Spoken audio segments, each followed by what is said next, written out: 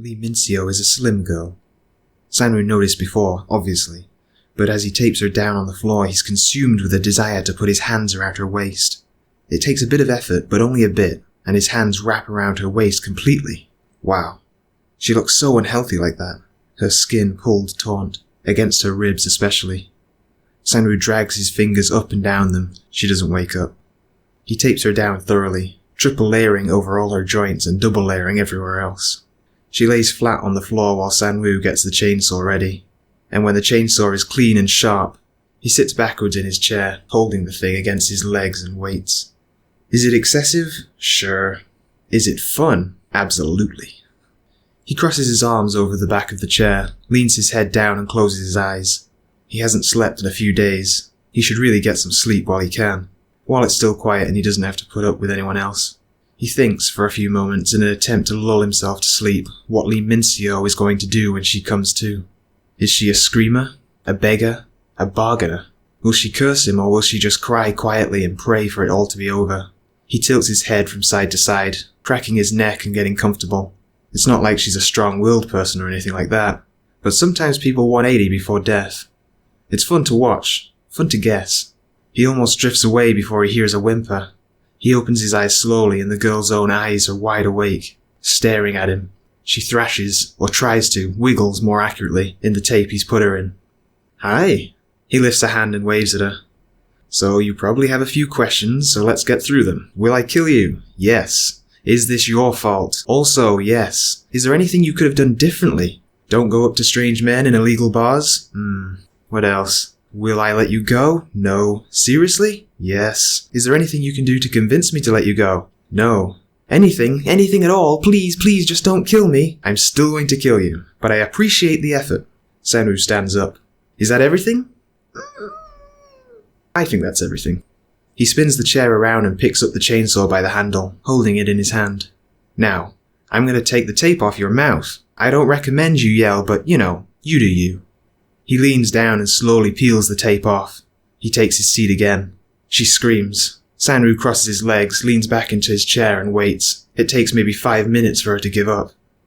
Please, she mumbles. Please. You know what? I had no intention of letting you go, but now you've said please, you've really swayed me.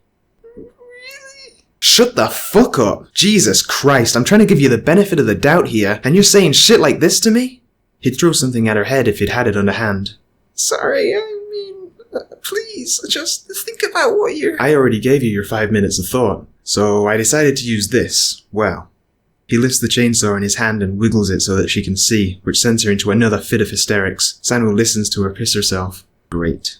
My parents, she mumbles, are out of town on a business trip to Hong Kong. You told me. You told me that they don't care about you or the fact that you dropped out of high school to be with a guy who dumped you. You really shouldn't say that sort of thing when you first meet someone. Massive turn-off, Sangwoo says. My dog. It's an animal and it's smarter than you are, I'm sure. My friends, she says with so much take that in her voice that Sangwoo rolls his eyes. My friends will call the police. Will they? Yeah, and you'll be caught and... Okay, 3 things. 1, I'm going to cut you open with a chainsaw. Do you really think the threat of law enforcement's going to make me stop? And now she's shit herself. Sangwoo scrunches up his nose before stepping over to pull his face mask from the cabinet. After he put it on, he turns back to her. 2, the friends who were going to call the police? Are these the same friends who ditched you in the first place? No. 3, he takes half a step over her, standing with his legs to one side of her hips. Do you want me to start here? He lets the chainsaw almost fall, settling just above her cunt. Or here.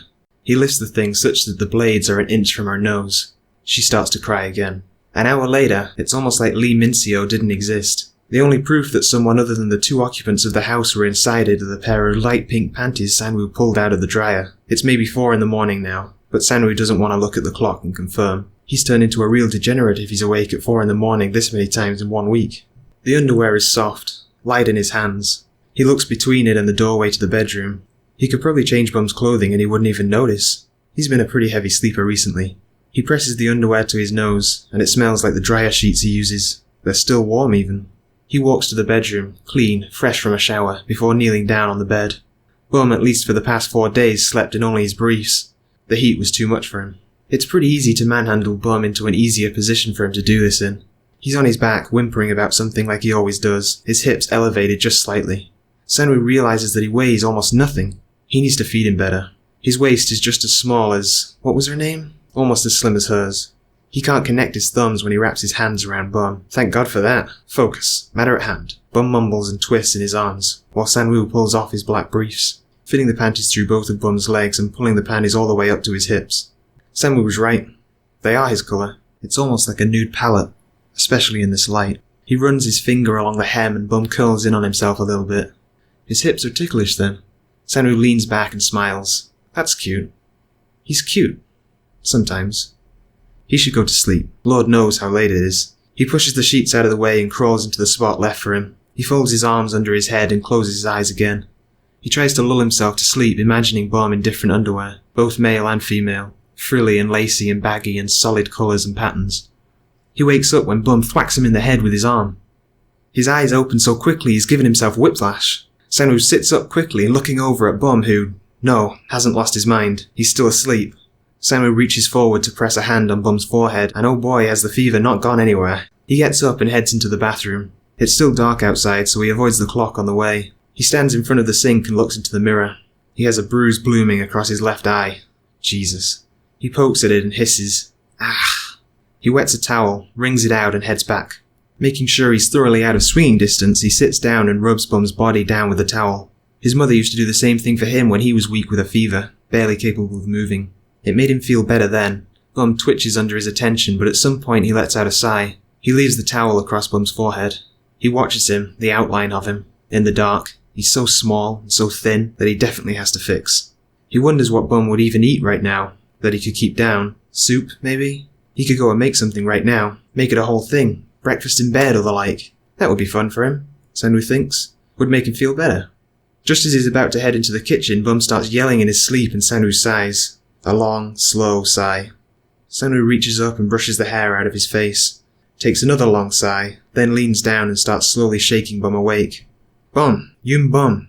He scratches his arms gently. Bum, he sing-songs, before taking his shoulder and shaking it. Bum. Bum shoots up like a rocket. He's so erratic today, Sangwoo thinks. He looks around, like he's forgotten when he was before his eyes settle on Sangwoo and... is that fear? Sangwoo tilts his head. No, can't be. Confusion. That's it. It's dark, after all. And...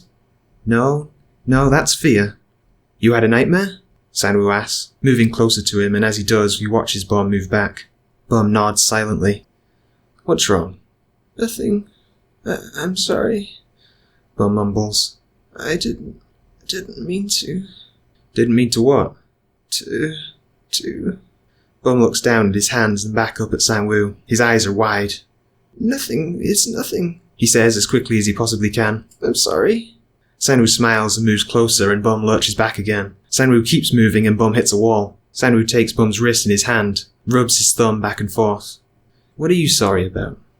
Nothing, Bum shakes his head. Sangwoo feels him pull away and he lets go of his wrist. You look scared, Sangwoo says. He turns around, sees the towel on the mattress. He reaches for it and turns back around. Here, he says and starts to wipe Bum down again.